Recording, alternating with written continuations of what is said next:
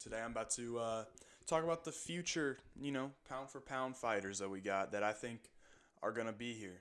I got some good guys here, I think. I'm not going to waste too much time. I'm still on the IL a little bit, kind of got the big, swollen cheeks going from the wisdom teeth, but not going to waste too much time.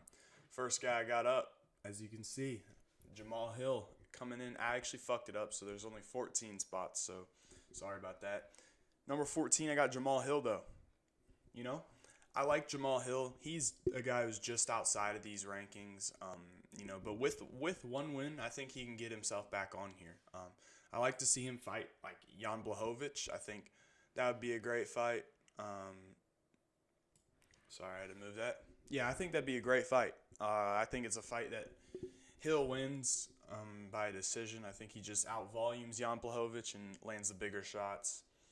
But look, I think Jamal Hill's got a lot of potential. I still believe in him. I know he got knocked out, but that's my boy. I rock with Jamal Hill. But I think Jamal Hill, Jan Blachowicz, you could do that fight, and if Jamal wins, which I think he'll win. I think you put him back on the top 15. I mean, Jamal Hill's good, bro. People don't like. I know he got knocked out by Alex, and people didn't, he looked like an idiot, but he was trying to sell a fight.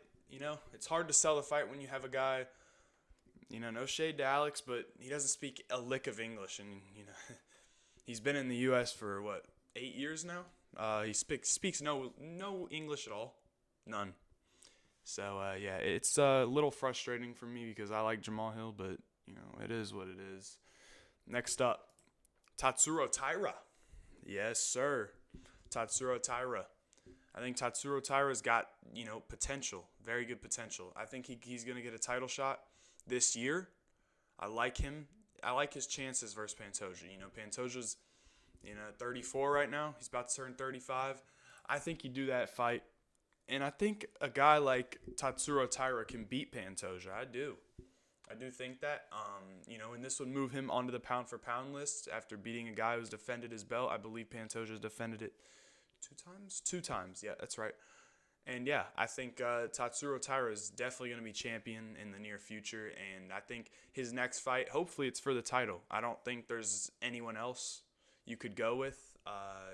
Usyk and Kara France are going to be fighting. Like, I think this is the perfect thing. It matches up well. You do this. You got to do this. But like I said, Tatsuro Taira, he's nasty fighter. He's got all the tools to beat Pantoja.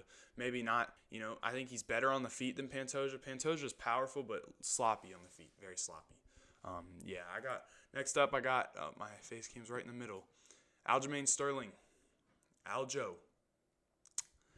Yeah, Aljo's right outside here as well. He might be on the list. I think he's last on the list. But, him and Diego Lopez might get booked. If we're looking at a big underdog in Aljamain Sterling, you best believe I will be laying the bread on him. Absolutely. Aljo would, if he gets that fight, he's going to push the pace all over Diego Lopez and gas him out. No, I'm the only person who talked about Diego Lopez gassing out. He doesn't have a good gas tank. He doesn't. Aljamain Sterling drains him. He drains him, though. He drains him and beats his ass. But yeah, I think after Aljo beats Diego Lopez, and yeah, you move him up a couple spots and get him in there at the number 12 spot. He's a fighter who's, won these 3 title defenses, I believe. This guy's one of the best bantamweights of all time. Doesn't get enough credit. Overhated, way overhated. And yeah, I think with a win like that, I think he gets that fight and maybe even gets a title opportunity. We'll see, but whatever. Next up, I got Pantoja. Pantoja's sitting at the 10 spot right now, I believe. But obviously, like I said, fights Tatsuro Taira, loses via decision. I think Tatsuro Taira, maybe like 49-48. I think it'd be a close fight, no doubt. But I like Tatsuro there, and I just think Pantoja's getting old, man. In the smaller weight classes, obviously age is a huge factor. It's proven that, and he's about to be 35. Look, in a year, I think he loses to Tyra. I think he probably next couple months loses to Tyra. Uh, you know, I don't know if he maybe might get a rematch. We'll see. It depends on how dominant Tyra wins in fashion. If he wins easily, then no, he doesn't deserve it. It's a guy who's got 2 title defenses, but you know, Pantoja's not that guy, and I do like him, but he's not that guy to get a immediate rematch. But I like Pantoja, and I think he'll still stick around. And I think he'll only get 1 fight in the next year though. So yeah, we'll see. Next up, Leon Edwards. Yeah, Leon Edwards is going to be at the 10 spot. He's currently 4, which is just kind of embarrassing to me, man. I do believe that's really embarrassing. But whatever, Leon Edwards is a cool guy. Yeah. So after Leon loses to Bilal, which is, coming up very soon, I think, he's going to try to push the pace because usually he likes to wait a couple months, 8 to 10 months to get back in, but he's going to want to get in there quicker. And, he's not going to get a rematch because nobody likes him, and he's not a dominant. He's going to be calling for it like crazy. He's going to be like, oh my gosh, I deserve this rematch over everybody, nobody else. And they're going to be like, we're going to keep this division rolling. We're not giving you another shot. You got to beat somebody. And especially with Makhachev, wanting to come up, and Shavkat and Gary and JDM, all these guys, you're not going to get a rematch. No. Bilal is going to beat you bad enough, and you're not going to, get a rematch. You don't deserve that. So, yeah, after Leon loses to Bilal, which we know is going to happen, I've already manifested this. I've got my shirts of Bilal. I've got my flag. This is going to happen. I've already made an incentive that I will, wax my legs if Leon knocks him out, which I know is not happening. I already saw what happened. Bilal smashes him in the 4th round. Over.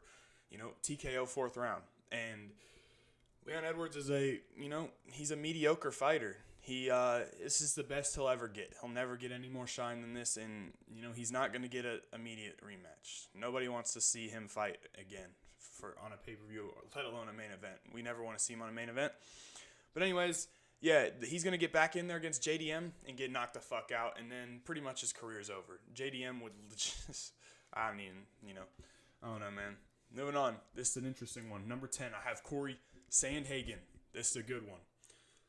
Look, I think after Corey Sandhagen gets through Umar, we see Corey Sandhagen obviously in line for a title shot. After O'Malley knocks Merab out, which will happen, we see this fight, O'Malley versus Sandhagen. And look, this is where it gets controversial. I think Sandhagen wins a very, very close decision. I'm talking razor close, split, very, very close. I think he steals the belt off that. And Sean, a big superstar, I guess, he's going to get an immediate rematch. And, right in the middle, we'll be getting this fight booked. Like, right in the middle, we'll have this fight getting booked. You know what I mean? Like, right. Dude, I got to move my shit down here. Fuck. Okay.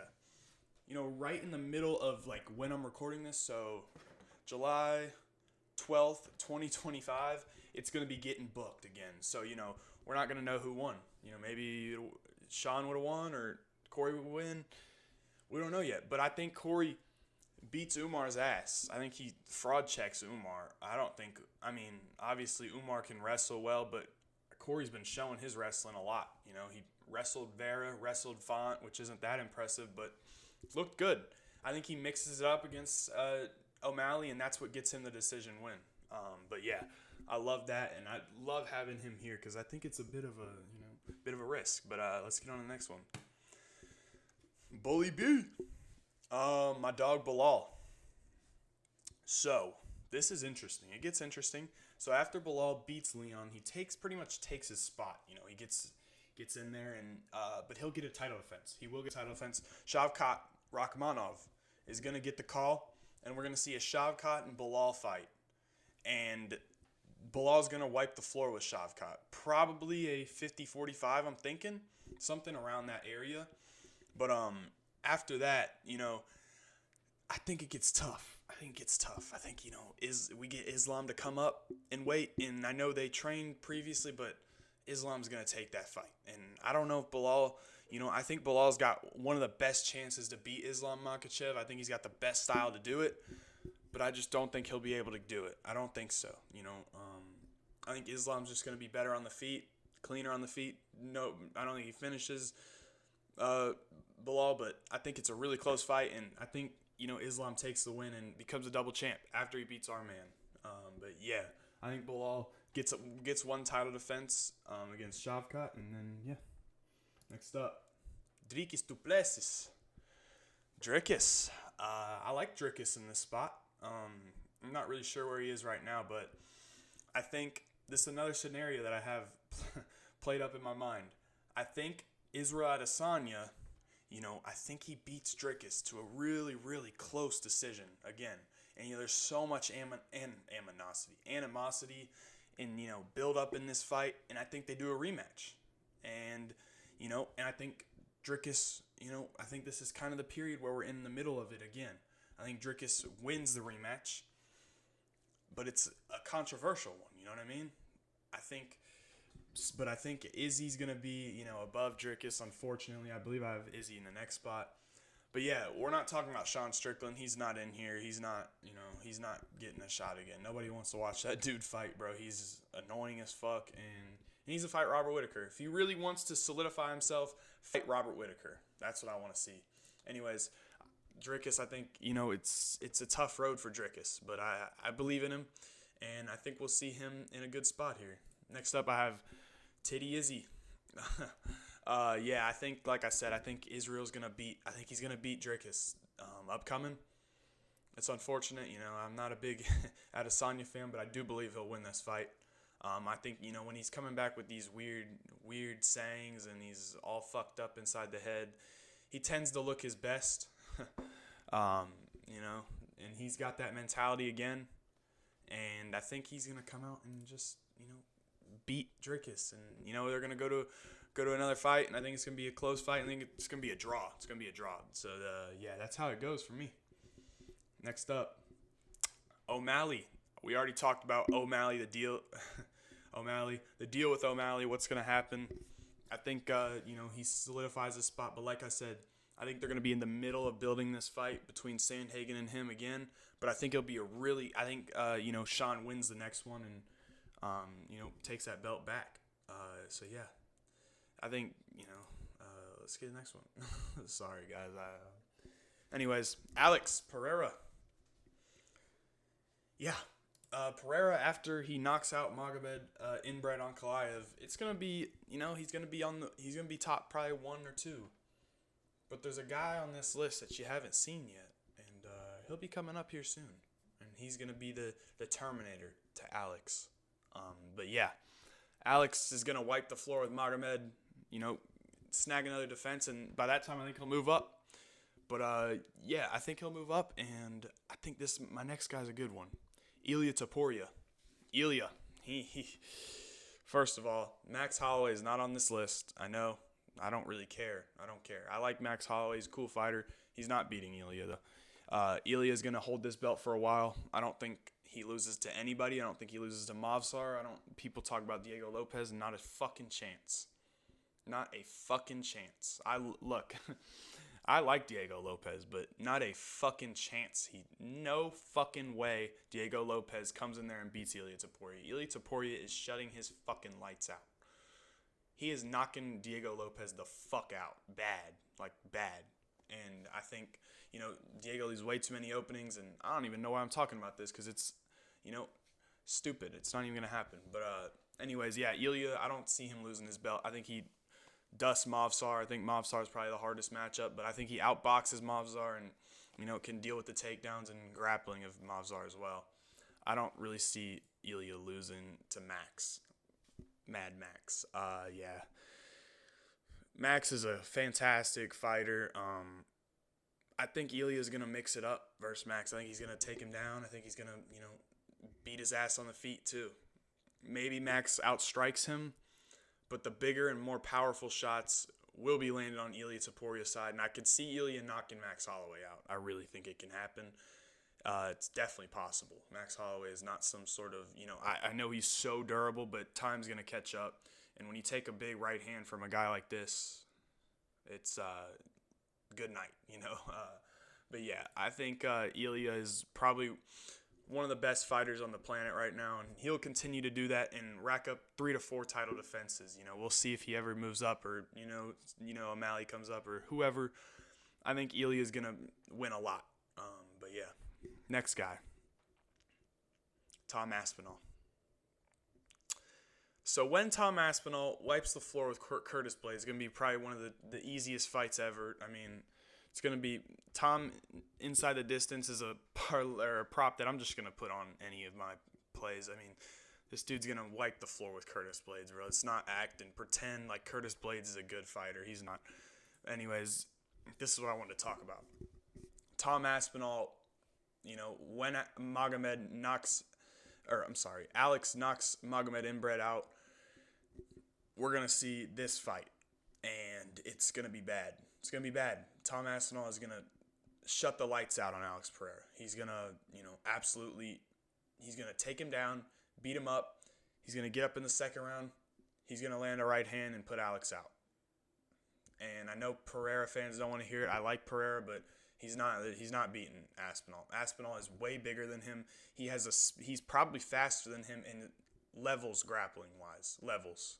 I think Tom Aspinall wipes the floor with Pereira and becomes one of the best heavyweights, probably the best heavyweight of all time. I don't think this guy's losing to anybody.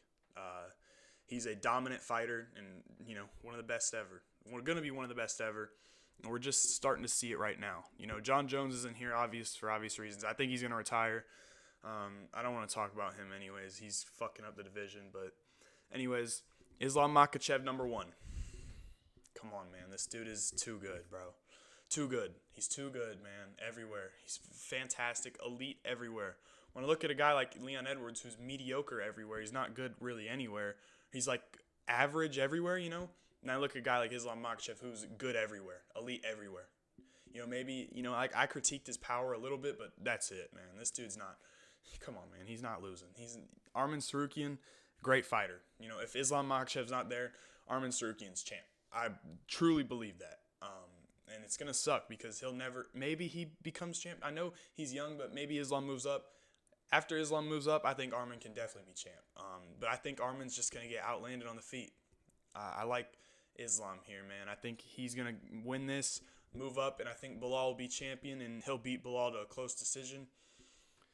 But yeah, that's Islam Makhachev is easily going to be #1 for me. I think this is one that'll be a lock for me. I don't see this guy losing anytime soon, man.